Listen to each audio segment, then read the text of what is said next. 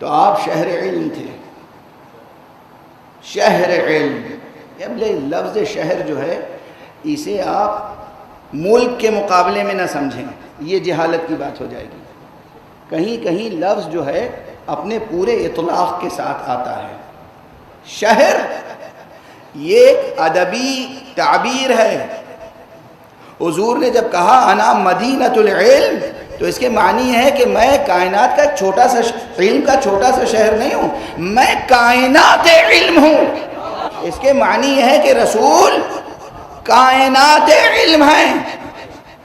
آپ کا علم صحیح ہے، بخاری کی روایت ہے، صحیح ہے بخاری میں حذیفہ جیسا جلیل القدر صحابی وہ بیان کر رہے ہیں. کیا بیان کر رہے ہیں؟ کہ ایک دن ایسا ہوا کہ رسول اللہ نے نماز صبح پڑھائی اور اس کے بعد ممبر پہ بیٹھ کے خطبہ دینا شروع کیا. اتنا طویل خطبہ ہوا کہ نماز ظہر کا وقت آ گیا. سب نے نماز پڑھی، حضور ممبر سے نیچے اترے، نماز پڑھی، اور اس کے بعد پھر یہ حدیث ذہن میں رہے. اور درمیان میں ایک جملہ کہہ دوں، حضور ممبر پر درس کہہ رہے تھے، حضور تقریر کر رہے تھے، کوئی اور نہیں. اللہ کا آخری رسول ممبر پر خطاب کر رہا تھا، مگر نماز کا وقت ہوا تو اتر آئے.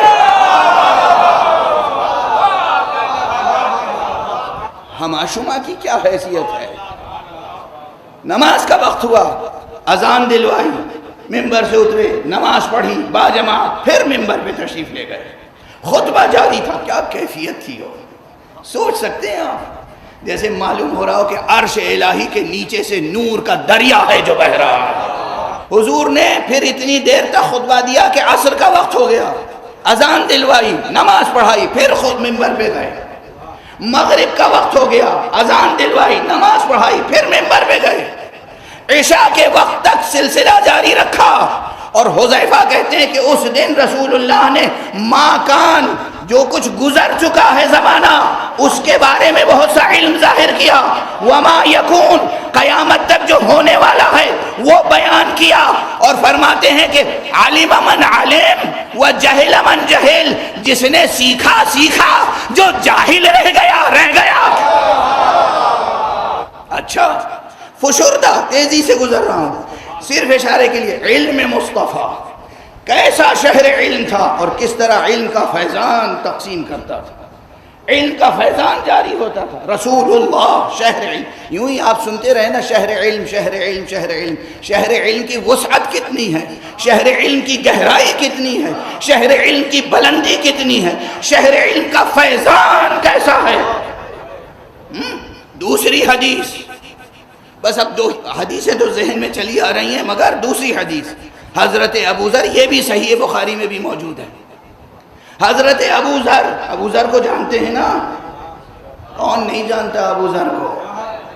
ابو ذر کا ایک نعرہ ہوا کرتا تھا، وہ نعرہ اکثر میں سناتا رہتا ہوں، آپ کو شاید اس عشرے میں بھی سنا چکا ہوں، بار بار سنا چکا ہوں.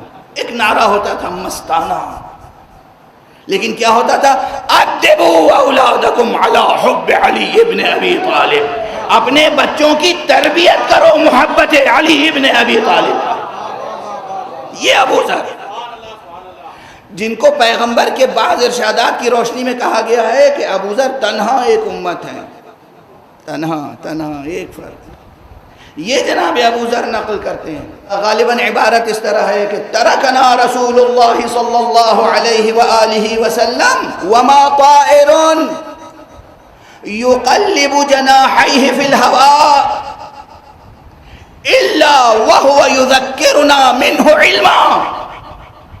ابو ذر کہتے ہیں کہ رسول اللہ نے ہمیں اس حالت میں چھوڑا، یعنی انہوں نے زندگی ایسی بسر کی، فیضان علم، شہر علم، پہچانو شہر علم کو.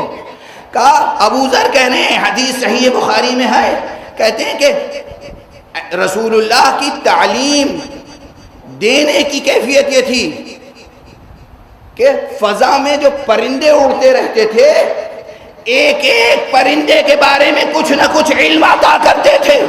لوگوں نے یہ سمجھا ہے اور اس کی خوب خوب ان حدیثوں کی، اس طرح کی حدیثوں کی جہاں رسول اللہ صلی اللہ علیہ وآلہ وسلم کے خدا داد علم کا تذکرہ ہے، اس کی توجیہیں کیا کی ہیں بیچاروں نے؟ اب بس اس سے مراد یہ ہے کہ رسول اللہ یہ بتا دیتے تھے کہ یہ پرندہ کھانا حلال ہے اور یہ پرندہ کھانا حرام ہے، بات کھانے سے آگے ہی نہیں بڑھتی۔ حذیفہ کہہ رہے ہیں کہ ما کان و ما یکون کا علم بیان کیا۔ یہ حدیث میں نے کیوں پڑھی؟ تاکہ کوئی رسول اللہ صلی اللہ علیہ وآلہ وسلم کے تعلق سے یہ نہ کہے کہ بس علی کو پڑھایا تو علی کے پاس علم تھا، نہیں، رسول نے پڑھانا چاہا سب کو۔